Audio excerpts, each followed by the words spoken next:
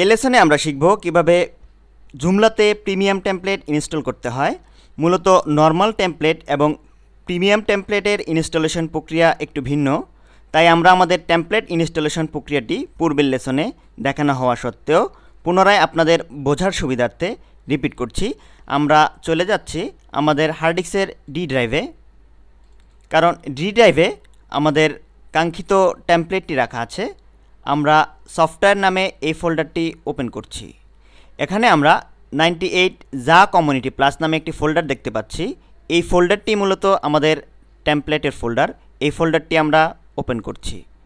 এখানে জুমলা 1.5 এবং জুমলা 1.6 এই নামে দুটি জিপ ফাইল দেখতে পাচ্ছি।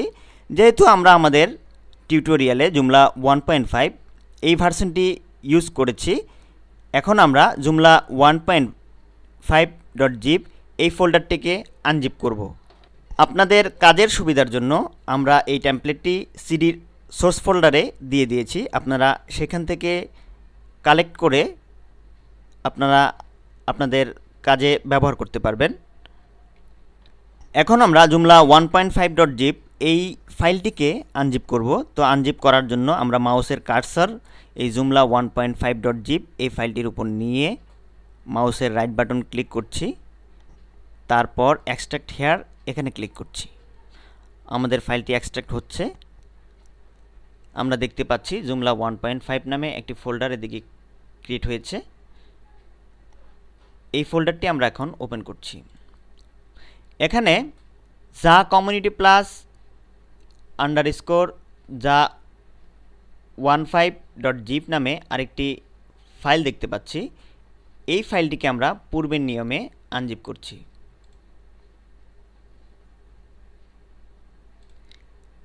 এখন এখানে আমরা কয়েকটি ফোল্ডার দেখতে পাচ্ছি: component, module, quick start, source, template, plugins. এখান থেকে আমরা কুইক স্টার্ট নামে যে ফোল্ডারটি রয়েছে সে ফোল্ডারটি ওপেন করছি। এখানে আমরা আরেকটি জিপ ফোল্ডার দেখতে পাচ্ছি যা কমিউনিটি প্লাস .zip। এখন আমরা পূর্বের নিয়মে এই জিপ ফাইলটিকে আনজিপ করছি।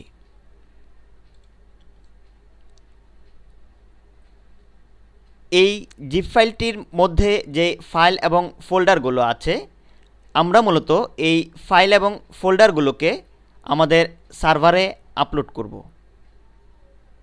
আমাদের ফাইলটি আনজিপ হচ্ছে 74%।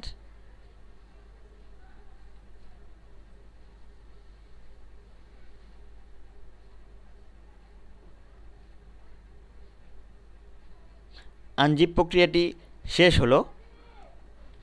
এখন আমরা এখানে যে ফাইল এবং ফোল্ডারগুলো আছে এই ফাইল এবং ফোল্ডারগুলোকেই মূলত সার্ভারে আপলোড করব। সার্ভারে আপলোড করার জন্য আমরা চলে যাচ্ছি আমাদের কম্পিউটারের ডেস্কটপে। এখানে আমরা সার্ভারে আপলোড করার জন্য WS FTP প্রফেশনাল এই সফটওয়্যারটি আগেই ইনস্টল করে রেখেছি।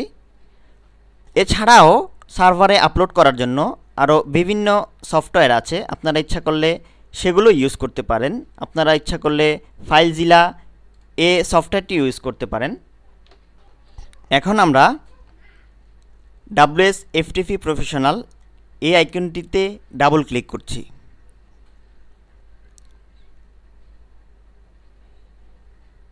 অতঃপর ক্যান্সেল। এখানে অ্যাড্রেস বারে আমরা ডোমেন নেম, ইউজার আইডিতে ইউজার আইডি এবং পাসওয়ার্ডের জায়গায় পাসওয়ার্ড দিয়ে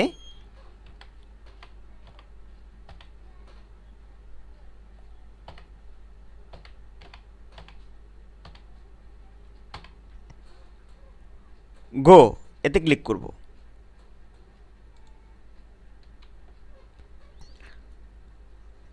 এই পাসওয়ার্ডটি এবং ইউজার আইডি এটি মূলত আপনারা ডোমেন হোস্টিং যেখান থেকে সংগ্রহ করেছেন সেখান থেকেই আপনাদের দিয়ে দেওয়া হয়েছে। আমাদের সাইটটি ওপেন হয়ে গিয়েছে। আমরা এখানে পাবলিক HTML নামে যে ফোল্ডারটি আছে এই ফোল্ডারটি ওপেন করছি।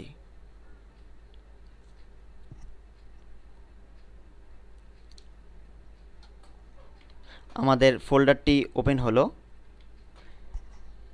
আমরা মূলত পাবলিক HTML এই ফোল্ডারের ভিতরেই আমাদের ফাইলগুলোকে আপলোড করতে পারতাম, কিন্তু এখানে আমাদের টিউটোরিয়াল প্রজেক্টটি ইনস্টলকৃত থাকায় আমরা এখানে নতুন একটি ফোল্ডার তৈরি করে তার মধ্যে আমাদের টেমপ্লেটটি আপলোড করব।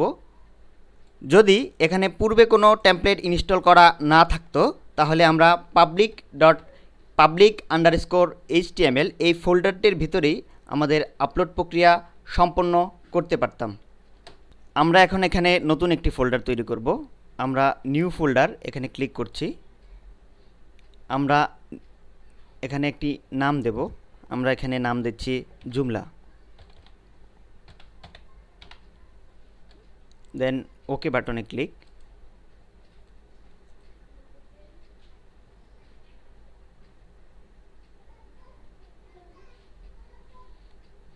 আমাদের ফোল্ডারটি তৈরি হচ্ছে।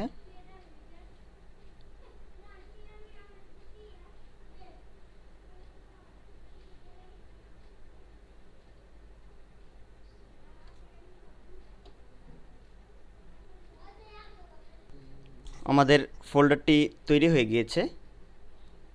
আমরা ফোল্ডারটি দেখতে পাচ্ছি, জুমলা নামে একটি ফোল্ডার পাবলিক HTML এই ফোল্ডারের মধ্যে তৈরি হয়েছে।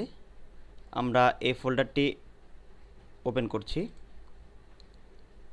এখন এই ফোল্ডারের মধ্যে আমরা আমাদের টেমপ্লেটটি আনজিপ করার পর যে ফাইলগুলো পেয়েছি সেই ফাইলগুলো আপলোড করব।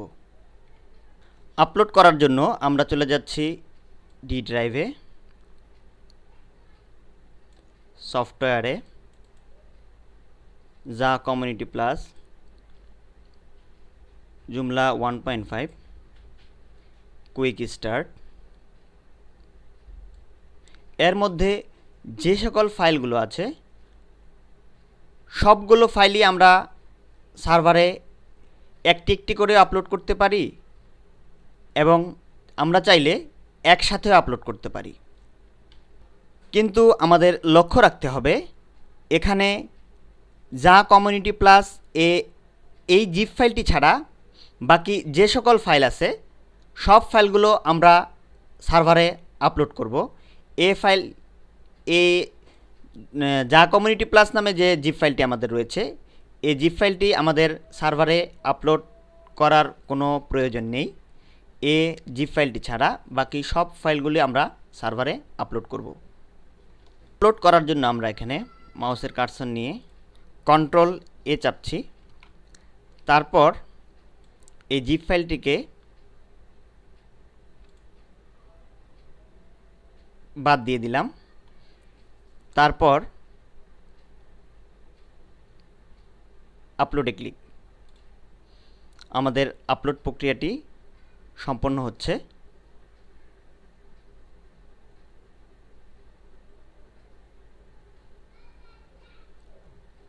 মূলত ফাইল আপলোড প্রক্রিয়াটি দীর্ঘ সময়ের ব্যাপার, এজন্য আমরা এই প্রক্রিয়াটি স্কিপ করব, কারণ পূর্ববর্তী লেসনে আমরা ফাইল আপলোড প্রক্রিয়াটি অলরেডি দেখিয়েছি।